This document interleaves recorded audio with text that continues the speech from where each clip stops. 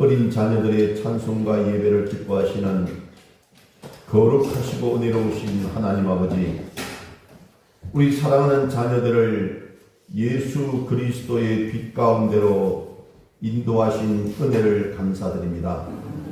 주의 사랑스러운 자녀들을 하늘나라의 일꾼으로 양육시키지 못하고 있는 많은 가정의 부모들을 불쌍히 여겨주시고 자녀들을 말씀으로 인도할 수 있는 의지와 능력을 부모님들에게 허락하여 주옵소서. 가정에서 말씀으로 양육된 자녀들이 미래의 선교를 책임지며 이 세상의 평화를 위해 헌신할 때 하나님의 나라가 더 확대되고 사랑이 더욱 깊어지는 세상이 되게 하여 주옵소서. 이 세대를 불쌍히 여겨주시고 믿는 성도의 가정을 화평하고 복된 가정의 모범이 되게 하여 주옵소서. 노력해서 얻기보다 심지 않고 거두려는 잔재주를 어른들이 아이들에게 가르치지 않게 하여 주옵소서. 예수 그리스도의 거룩하신 성령의 바람으로 메마르고 거친 이 나라 이 땅이 회복되고 치유되기를 원합니다. 물방울이 모여 강이 되듯이 작은 관심이 모여 사랑의 강이 이 땅 위에 강물처럼 흐르기를 원합니다. 저희가 예수님 이름으로 선교와 사랑의 그 은혜를 받았기에 어디서든지 복음적인 그런 믿음을 실천하는 저희 교회와 가정의 부모들이 되게 하여 주옵소서. 저희 성도들 가정을 교회와 같이 거룩하게 하시고 교회는 가정과 같이 따뜻하고 서로 사랑하게 하여 주옵소서. 우리 성도님들 가정을 축복하여 주시고 자녀들 위해 복의 복을 더하여 주시오며 지경이 넓어지는 축복이 있게 하여 주옵소서. 감사드리옵고 모든 가정의 주인 되시는 예수 그리스도 이름으로 기도드리옵나이다. 아멘. 아멘. 할렐루야. 아멘. 주 안에서 건강하시고 평안하셨습니까? 아멘. 네. 5월은 여러분 가정의 달입니다. 또 한편으로는 실록의 계절이라고도 하죠. 저는 4월에 꽃이 피는 것도 너무나 아름답고 좋지만 정말 이게 모든 나무들의 실록의 푸르기 가득한 그런 5월이 너무나도 좋습니다. 여러분 이번 5월 한 달 동안 여러분 모두 가정으로 생각하고 또 여러분 소망하는 모든 일들도 주님 은혜 가운데 이루어지시고 계획하고 원하는 모든 기도 제목마다 하나님 은혜가 충만하게 임하시기를 주님 이름으로 축원합니다. 아멘. 자, 우리 옆에 있는 분들하고 반갑게 인사합니다. 오늘은 샬롬 5월 한 달에도 승리하세요라고 인사합니다. 시작. 샬롬 5월 한 달에도 승리하세요. 아멘. 네, 좋은 5월이 되시기를 바랍니다. 자, 우리 축복합시다. 옆에 있는 분들 마음을 담아서 자, 손을 내밀고 사랑합니다. 축복합니다. 시작. 사랑합니다. 축복합니다. 아멘. 네, 저는 오늘 요한일서 5장 1절에서 5절 말씀을 중심으로 세상을 이기는 믿음이라는 제목으로 함께 말씀 연회를 나누기를 원합니다. 그럼 한번 따라해 주십시오. 세상을 이기는 믿음. 시작. 세상을 이기는 믿음. 아멘. 여러분, 오늘날 우리는 모두 어려운 시대를 살아가고 있습니다. 미국의 트럼프 대통령의 관세 전쟁으로 인해서 수출 경기가 굉장히 어렵다고 말을 합니다. 또한 여러분 잘 아시다시피 내수 경기도 심각한 상황입니다. 중소기업 또는 소상공인, 자영업자 하시는 분들이 폐업과 도산에 내몰리고 있는 정말로 심각한 상황입니다. 몇몇 그런 백화점마저도 문을 닫을 것 같던 그런 불길한 조짐도 보이고 온라인 인터넷 사업이 잘 된다고 했던 분들도 이제 인터파크를 비롯한 몇몇 그런 포털 사이트들도 그렇게 문을 닫고 있습니다. 여러분, 우리의 삶과 직결되는 이 정치와 경제 문제는 심지어 계엄과 탄핵으로 인해서 온 국민이 몸살을 앓고 있습니다. 그러다 보니까 세상을 포기하는 사람들, 말 그대로 자살하는 사람들이 많아지고 있다고 합니다. 지난번 어느 자료를 보니까 부끄럽게도 세계 1위의 자살률을 가지고 있고, 그 부작용으로 인해서 가정이 깨지고 또한 여러 가지 일터가 문제가 생기는 그런 심각한 상태에 이르렀다는 보도가 신문 지면을 장식하고 있습니다. 그러다 보니까 술로 인한 가정폭력 또는 아동폭행, 심지어는 묻지마 폭력 등이 늘어나고 있다고도 합니다. 정말 국민을 안심시켜야 될 그런 정치 또는 행정, 사법계는 국민들을 더 불안하게 하고 있습니다. 이처럼 어둡고 힘겨운 세상을, 이런 시대를 살아가는 우리가 어떻게 대처하며 살아가야 하겠습니까?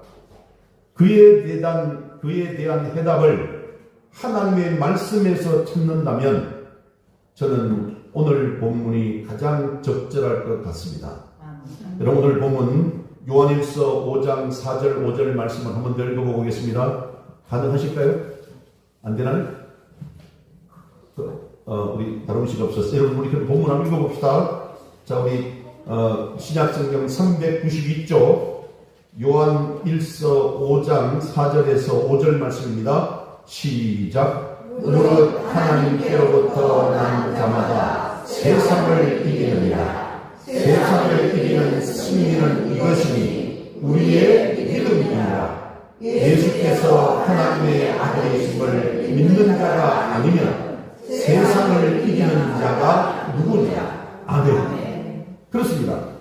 여러분, 하나님께로 난 자, 다시 말하면 예수 그리스도를 구주로 영접한 하나님의 백성들은 세상을 이긴다는 것입니다. 하나님 아들 예수 그리스도를 믿는 믿음에는 세상을 이기는 힘이 있습니다.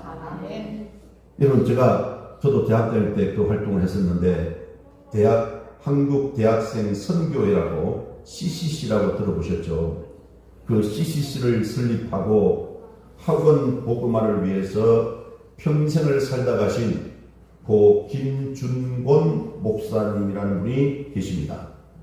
그분은 이 땅에 그리스도의 푸른 계절이 오게 하자고 외치면서 백문백답, 100가지 문제, 100가지 물음에 대한 100가지 답은 오직 예수 그리스도라고 말했습니다. 아멘. 여러분, 그렇습니다. 100가지 문제의 해답은 오직 단 하나 예수 그리스도인 줄로 믿으시기를 바랍니다. 아멘. 예수 그리스도는 우리 잠금 장치의 마스터 키와 같다고 저는 믿습니다. 아멘. 여러분, 이 세상에는 귀한 것이 많습니다. 생명도 귀하고, 돈도 귀하고, 또 권력도 귀하고, 명예도 귀합니다.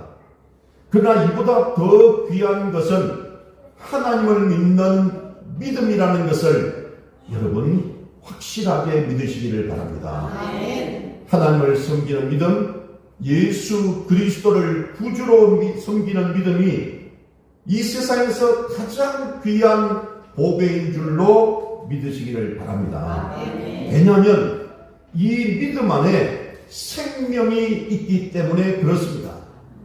믿음을 통해 하나님의 능력이 우리들의 삶 속에 흘러 들어오기 때문에 그런 것입니다.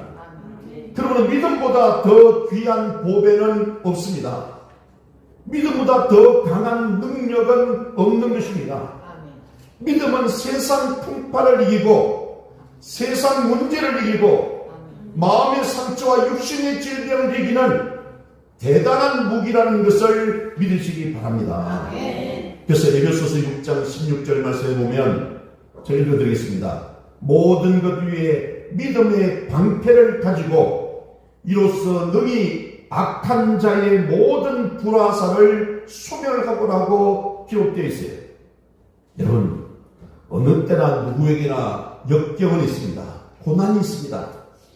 성경에 기록된 수많은 믿음의 선진들도 누구 한 사람이 예외 없이 고난의 세월을 살았습니다. 믿음의 조상 아브라함, 이삭, 야곱, 요셉 또는 모세, 여호수아, 다윗, 이 다니엘 등 모두 다 믿음으로 험한 세상의 파고를 넘었습니다. 그러면 히브리서 11장 38절에 보면 이런 사람은 세상이 감당치 못하도다라고 했어요. 믿음의 사람은 세상이 감당치 못한다는 것입니다. 그래서 오늘 본문에 밝히기를 무릇 하나님께로부터 난 자마다 세상을 이기느니라. 세상을 이기는 승리는 이것이니 우리의 뭐라고요? 믿음이니라. 믿으시기 바랍니다. 여러분, 믿음이라는 말은 맡긴다 또는 신뢰한다, 아멘, 진실 이런 뜻입니다. 우리가 아멘이라는 말을 많이 사용하는데 이 아멘의 뜻은 말 그대로 기둥에 기댄다라는 그런 어원이 있습니다. 기둥에 기댄다. 여러분, 흔히 사람들은 돈에 기대고 권력에 기대고 지식에 기대고 사람에게 기댑니다. 그러나 그러한 것들은 다 변해서 넘어집니다. 여러분, 내가 기댔던 것이 넘어지면 함께 나도 넘어지고 마는 것이에요. 그러므로 변하지 않는 것 또는 무한한 능력에 내 생애를 맡기고 기대해야 되는 것이에요. 아무데나 기대서는 될 일이 아닙니다. 여러분, 이 세상에 변하지 않는 것, 무한한 능력은 오직 하나님 뿐이신 줄로 믿으시기를 바랍니다. 세상의 권력도 변해요. 그죠? 또는 우리 물질과 수요도 변할 수밖에 없어요. 모든 것은 다 변해요. 근데 변하지 않는 것, 무한한 능력을 가지신 분은 오직 하나님 예수 그리스도인 줄로 믿으시기를 바랍니다. 그렇기 때문에 우리는 하나님을 섬기되 정성을 다해서 열심히 섬겨야 되는 것입니다. 여러분, 믿음이 무엇일까요? 믿음이란 하나님의 말씀인 성경을 삶의 기초로 삼는 것입니다. 믿음은 합리적인 생각에 기초하는 것이 아닙니다. 믿음을 이성적으로 과학적으로 이해하려고 하면 큰 낭패와 시험에 부딪히게 됩니다. 하나님께서 천지를 말씀으로 천지를 창조하셨다는 것은 우리가 이해할 수 있는 그런 성질의 것이 아닙니다. 예수님의 동정녀 탄생이나 예수님의 부활과 승천을 어떻게 과학적으로 설명할 수 있고 증명할 수 있습니까? 그것은 그냥 믿어야 되는 것입니다. 그러면 믿음이란 하나님이 주신 그 말씀 위에, 성경 말씀 위에 삶의 기초를 두는 것이에요. 하나님은 시간과 공간과 물질을 초월한 창조주이시기 때문에 하나님께서는 능치 못함이 없으시다라고 그렇게 기록되어 있어요. 영국의 유명한 설교가인 스펄전 목사님이라는 분이 계시는데요. 그분이 이런 말씀하셨어요. 인간이 하나님 앞에서 할 일은 계산적인 믿음을 갖는 것이 아니라 절대적인 믿음을 갖는 것이다. 계산은 하나님이 하신다라고 그렇게 말씀하셨어요. 토마스 왓슨이라는 분은 이성과 과학이 걸어갈 수 없는 곳에서 믿음은 건너갈 수 있고 헤엄칠 수 있다라고 그렇게 말했습니다.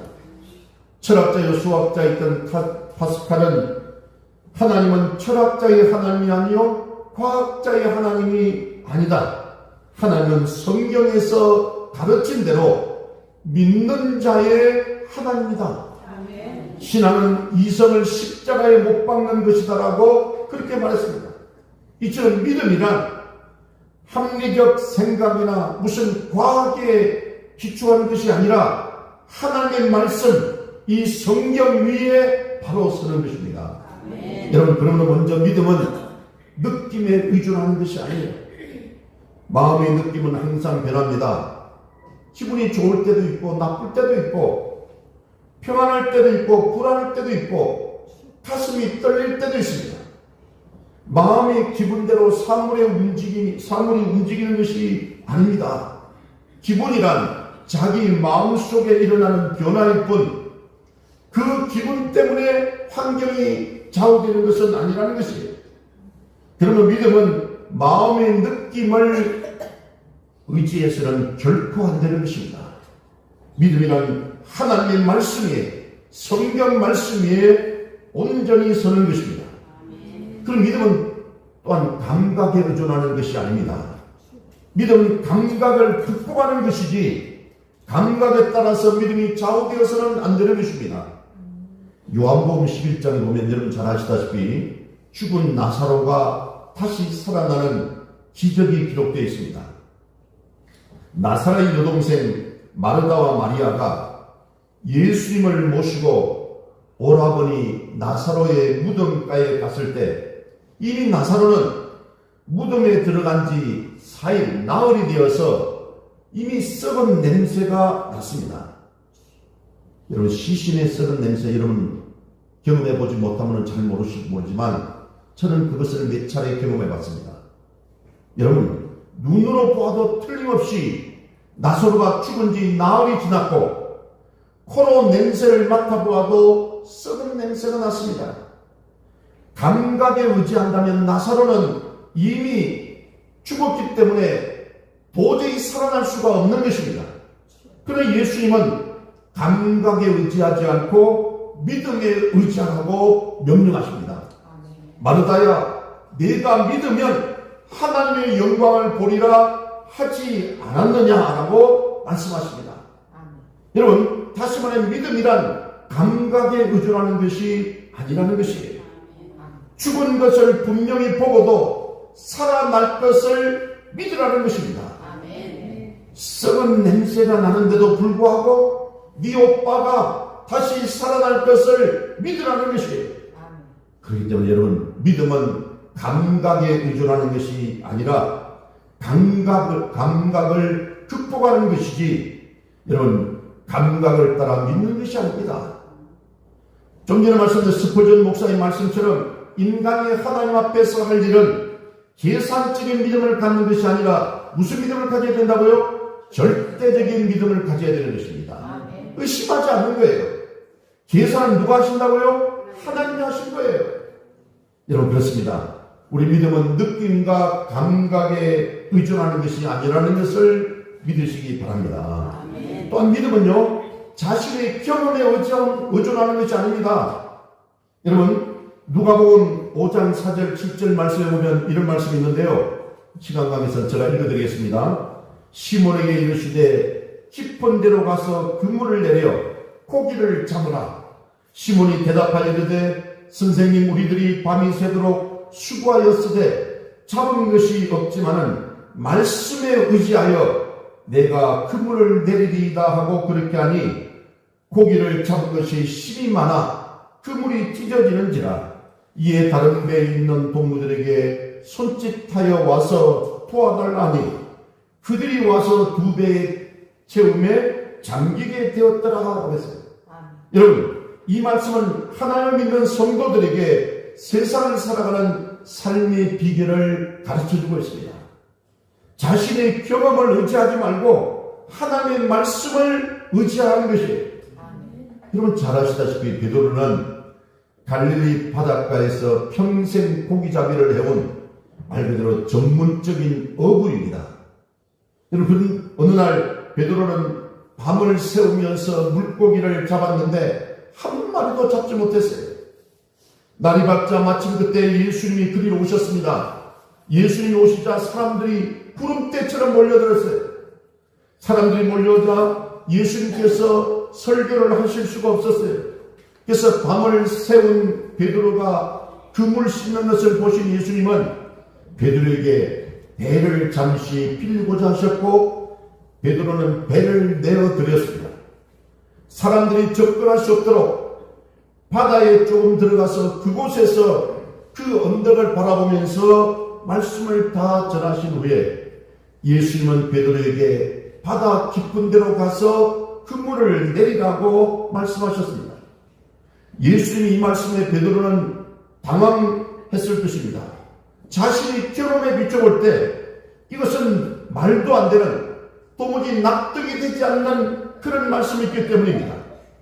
좀 전에 말씀드렸듯이 베드로는 전문적인 어부였고 예수님은 나사렛에서 말 그대로 몫으로 성장하신 분으로 바다의 고기잡이와는 전혀 너무도 거리가 먼 분이셨기 때문입니다.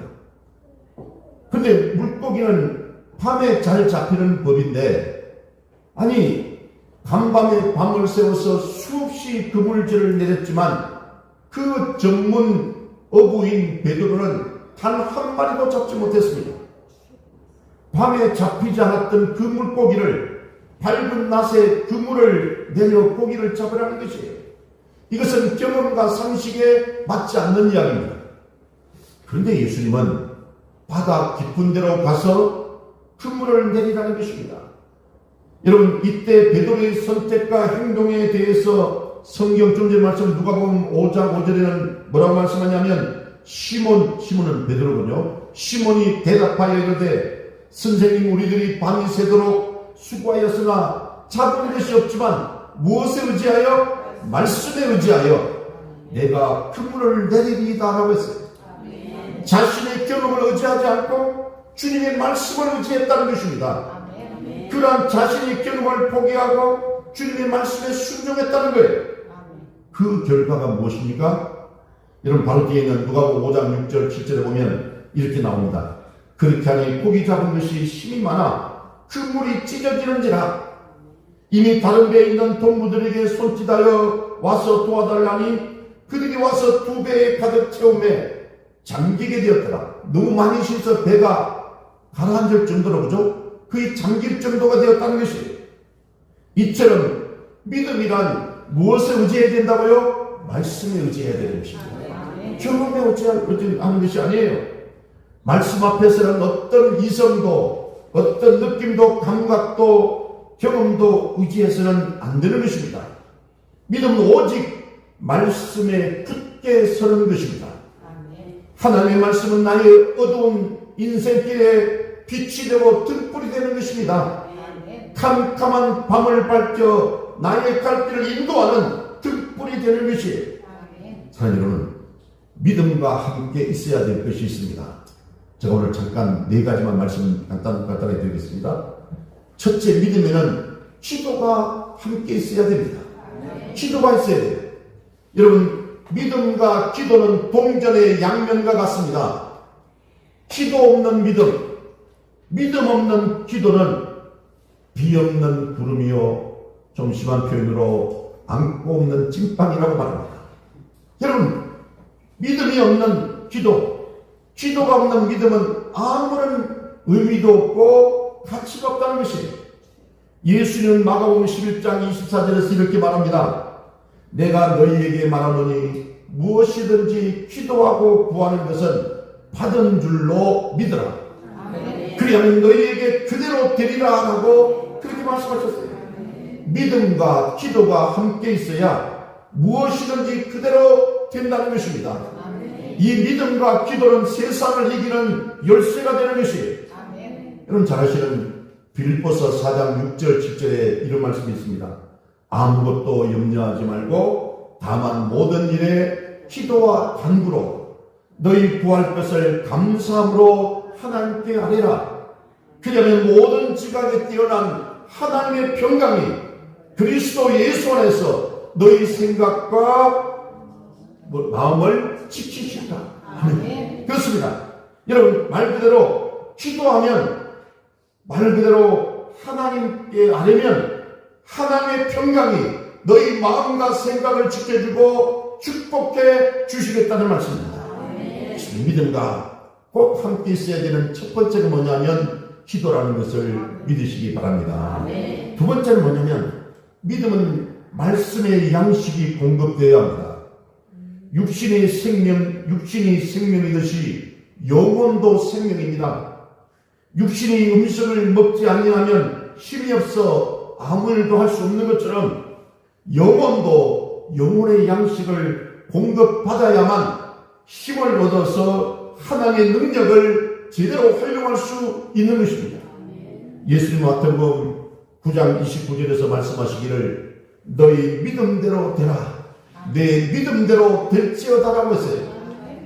그럼 히브리서 11장 1절에 여러분 잘 아시지만 믿음은 바라는 것들의 실상이요 보이지 않는 것들의 뭐라고요? 증거이라고 했어요. 여러분 믿음은 소망하는 것들을 현실에 있게 하는 것이라는 거예요. 믿음은 지금은 눈에 보이지 않지만 앞으로 반드시 눈에 보이고 현실로 그렇게 나타날 수 있다는 것을 말하는 것입니다. 사랑하는 여러분, 험한 세파를 이기고 이 세상에서 승리하시기를 원하십니까? 염려와 근심을 이기고 행복한 삶을 살기를 원하십니까? 그렇다면 여러분 믿음을 잘 관리하시기를 바랍니다. 믿음을 얻는 방법에 대해서 성경에는 딱 한 가지를 말씀하십니다. 로마서 10장 17절에 믿음은 들음에서 나며 들음은 뭐라고요? 그리스도 말씀으로 말미암았느니라 했어요. 그렇습니다. 믿음은 들음에서 나며 들음은 그리스도의 말씀으로 말미암았느니라. 여러분 말씀을 듣는 것이 하나님이 제시하신 그런 믿음을 얻는 유일한 길이라는 것이에요. 그렇기 때문에 예배가 중요합니다. 때로는 여러분 설교가 지루하고 때로는 좀 그래도 여러분 자주 말씀을 들어야 됩니다. 설교를 기다려 드려야 되는 것이에요. 설교가 어떤 개인 목사의 그런 무슨 이야기가 아니라 하나님께서 주시는 하나님이 내게 주시는 그 말씀으로 들으시기를 바랍니다. 그래서 믿음에는 제가 두 가지 말씀드렸어요. 첫 번째는 뭐가 있어야 된다고요? 기도가. 두 번째는 말씀이 있어야 된다고 했어요. 세 번째는 뭐가 있어야 되냐면 순종이 함께 있어야 됩니다. 여러분 잘 아시다시피 야고보서 2장 17절에 행함이 없는 믿음은 그 자체가 뭐라고요? 죽은 것이라고 했어요. 여러분 조금 전에 베드로가 물고기를 가득 잡은 이야기를 말씀드렸습니다. 베드로가 그때 순종하지 않았다면 어떻게 되었을까요? 아무 일도 일어나지 않았을 것입니다. 텅텅 빈 배 그대로였을 것이에요. 일평생 가난한 업으로 살았을 것입니다. 그러나 베드로는 순종했습니다. 베드로의 순종은 자신의 운명을 바꾸는 계기가 되었습니다. 단순히 물고기 몇 마리 더 잡힌 것이 아닙니다. 그는 예수님의 수제자가 되었고 그는 하나님의 능력으로 수많은 기적을 행하였습니다. 그의 생애에 수많은 사람을 주님께로 돌아오게 한 위대한 생애를 보냈습니다. 그가 죽은 후에도 베드로를 기념하기 위해 세워진 베드로 대성당, 이번에 여러분 교황께서 돌아가셨을 때 거기서 이렇게 하더라고요. 여러분 이 로마에 있는 베드로 대성당은 세계에서 가장 아름다운 건물로 남아서 전 세계 관광객을 불러 모으고 있습니다. 베드로의 순종이 있었기 때문에 베드로가 위대한 사도가 되었다는 것이에요. 그래서 우리는 믿음과 함께 꼭 있어야 될 것이 첫 번째는 기도고 두 번째는 말씀이라면 세 번째는 뭐라고요? 순종이라는 것이에요. 그리고 네 번째는 믿음에는 인내가 있어야 됩니다. 여러분 야고보서 1장 2절 4절 말씀에 보면 이런 말씀을 전해드리겠습니다. 내 형제들아 너희가 여러가지 시험을 만나거든 온전히 기쁘게 여기라. 이는 너희 믿음의 시련이 인내를 만들어내는 줄 너희가 알리라. 인내는 온전히 이루라. 이는 너희로 온전하고 구비하여 조금도 부족함이 없게 하려 하시리라고 했어요. 세상을 살아가는 가장 중요한 원리는 참고 기다리는 것이에요. 인내라는 것입니다. 요즘은 참으로 안타까운 것은 참지를 못하고 기다리지 못하고 걸핏하면 자살하는 사람이 많다는 것이에요. 오죽하면 그 길을 택했겠습니까마는 그래도 참아야 됩니다. 견뎌내고 이겨내야 되는 것이에요. 제가 제 친구 이야기 잠깐만 좀 하면 제 친구 한 명이 고향 같은 마을에 사는 친구입니다. 너무 집안이 어려워서 고등학교를 공고를 다녔습니다. 공고. 근데 이 친구가 고등학교를 졸업하고 이 인천 남동공단에 와서 취직을 했어요. 정말 어렵게 그 회사가 조그마한 회사여서 정말 어려웠습니다. 근데 이 친구는 거기서 아무튼 열심히 참고 견디고 이겨냈어요. 42년 동안 직장 생활했습니다. 그 한 곳에서. 저는 참 친구지만 정말 존경해요. 근데 작년에 드디어 42년 마지막 휘날레를 뭐냐면 대표이사가 되었습니다. 직원들 한 500명 되는 회사에 42년 근무했던 그 친구. 예전에 제가 저쪽 계산동에서 섬길 때 그 부인도 우리 교회 나오고 본인도 교회 나왔었는데, 근데 어쨌든 이 친구가 40년 동안 한 직장에서 얼마나 수모를 겪었겠습니까? 학교도 고등학교밖에 안 나왔어요. 죄송합니다. 고등학교밖에라는 게 죄송해요. 거기에서는. 그리고 공고를 나와서 기술자예요. 단순 노동이에요. 근데 거기서 참고 견디고 이겨내고 결국은 그 회사에서 주임, 대리, 과장, 차장, 부장, 이사, 상무, 그리고 대표까지 되었어요. 저는 그 친구를 보면서 처음에는 답답하다고 생각했는데요. 지금 가만히 보니까 너무 훌륭한 친구예요. 너무 존경스러운 친구예요. 여러분, 그래서 우리는 인내를 해야 되는 것입니다. 기다려야 되는 것이에요. 참고 또 참아야 되는 것이에요. 이것이 인생입니다. 커피포트에서 물을 끓일 때 처음부터 물이 끓지 않잖아요. 계속 열기를 가하지만 끓지 않다가 100도에 도달하면 갑자기 끓기 시작합니다. 물은 98도나 99도에도 절대로 끓지 않습니다. 다만 임계점인 100도에 도달해야 되는 것이에요. 그걸 과학적으로 뭐라고 표현하냐면 임계질량 또는 티핑 포인트라고 말합니다. 우리가 나무를 부러뜨릴 때도요, 이런 힘을 가하면 잠깐 굽기는 시작하지만 처음부터 부러지는 것이 아니라 점차 구부려졌다가 어느 순간 갑자기 부러지는 거예요. 임계점에 도달했기 때문입니다. 물이 끓지 않거나 나무가 부러지지 않는 것이 아니라 아직 끓지 않고 아직 부러지지 않은 것입니다. 우물은요, 물이 나올 때까지 파야 되는 것이에요. 임계점을 기다리지 못하는 인내의 부족으로는 성취의 기쁨을 누릴 수가 없는 것입니다. 제가 사실 인내심이 부족했어요.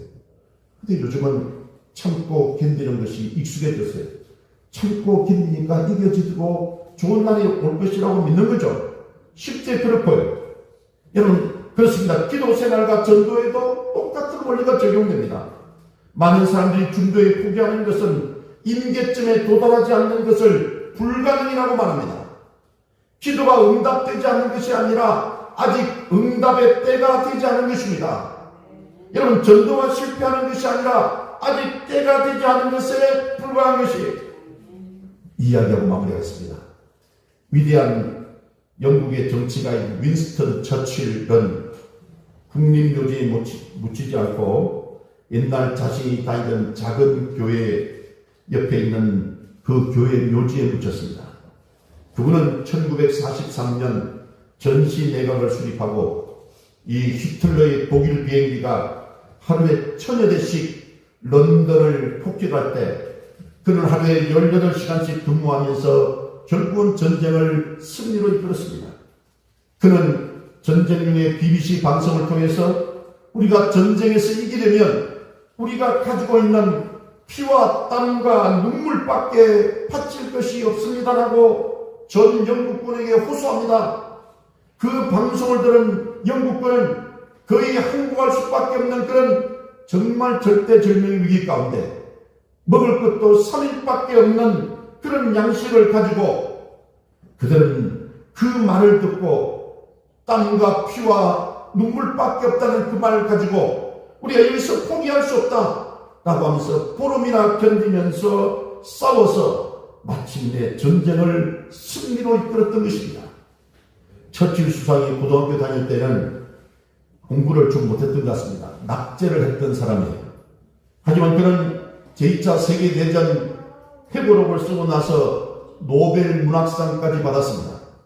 그가 은퇴한 후에 한 번은 그의 모교에서 연설을 하게 되었습니다. 처칠은 지팡이를 짚고서 단위에 올라갔습니다. 교장 선생님과 학생들에게 여러분의 대선배이신 처칠 경이 말씀하실 때 한마디도 빼놓지 말고 모두 받아 쓰라고 말합니다.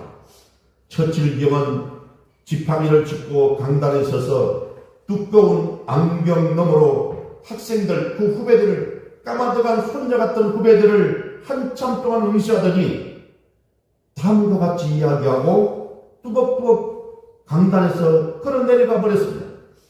여러분, 근데 그 말씀이 뭐냐? 딱 한마디만 하고 갔어요. 그게 뭐냐면 영어로 never, never, never, 기부인. 이 뭐냐면 결코, 결코, 결코. 다르게 말하면 절대, 절대, 절대 포기하지 말라라는 말입니다. 여러분, 그렇습니다. 우리는 삶에 어떤 어려움이 있더라도 인내하면서 견뎌내고 이겨야 되는 것입니다. 포기하지 말아야 되는 것이에요. 지금도 바닷가에는 끊임없이 파도가 넘칠 것입니다. 바다의 파도는 오늘만 치는 것이 아니라 언제나 파도가 칩니다. 이와 같이 세상의 염려와 근심이 오늘 우리에게만 있는 것이 아니라 언제나 누구에게나 있었다는 것이에요. 우리는 혼자 세상을 살아가는 것이 아닙니다. 무덤에서 부활하신 예수님이 저와 여러분과 함께 하신 줄로 믿으시기를 바랍니다. 아멘. 인간 최대인 난제인 죽음에서 부활하신 예수님이 저와 여러분과 함께 하신다는 이 믿음이 이 험한 세상을 담대한 믿음으로 이기게 하는 것입니다. 아멘. 이 믿음을 통해서 하나님의 능력이 내 삶 속으로 흘러 들어오기 때문에 그런 것입니다. 아멘. 우리는 건강을 위해 힘쓰듯이 영혼의 건강을 위해서도 힘쓰시기를 바랍니다. 아멘. 오늘 저는 말씀과 함께 있어야 될 네 가지를 말씀드렸어요. 첫 번째는 뭐라고요? 기도가 있어야 되고, 두 번째는 말씀이 있어야 돼요. 세 번째는 뭐라고요? 순종이 있어야 됩니다. 네 번째는 인내가 있어야 돼요. 이것을 가지고 우리의 믿음 생활, 영혼 관리를 잘 하시기를 바랍니다. 영혼이 건강하면 범사가 잘 되고 강건하게 된다고 했잖아요. 우리 교회 기독 말씀인 요한삼서 1장 2절 말씀에 보면 뭐라고 했습니까? 사랑하는 자여 내 영혼이 잘됨 같이 내가 범사에 잘되고 강건하기를 내가 간구하노라라고 하셨기 때문입니다. 사랑하는 여러분, 이러한 세상을 이기는 강하고 담대한 믿음으로 승리하시고 그 믿음을 통한 놀라운 하나님의 은혜가 여러분 가정 위에, 여러분 기도 제목 위에 충만하게 임하셔서 세상 끝날까지 주님의 동행과 보호하심과 인도하심과 함께 있으시기를 주님 이름으로 축원합니다. 아멘. 기도하십니다. 좋으신 아버지 하나님, 참으로 감사합니다.